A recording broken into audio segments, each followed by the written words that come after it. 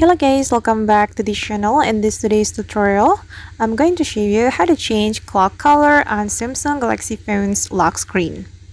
Okay, let's get into it guys. First of all, we need to open our settings application, and after we have the settings application opened, we can go to the wallpaper and style setting, this one, and we're going to go to the lock screen wallpaper, and here we'll be able to customize our lock screen.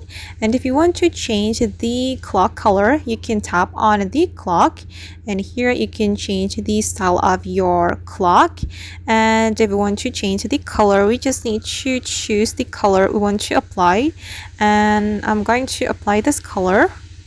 Okay, and I'm going to change the style as well guys. I'm going to use this one, and then we can click on done. After we're done, I'm customizing our clock on our lock screen. Okay, and as you can see that the clock color has been changed, and I'm going to show you my lock screen. Wait. Okay, this is the color I have just applied to my clock.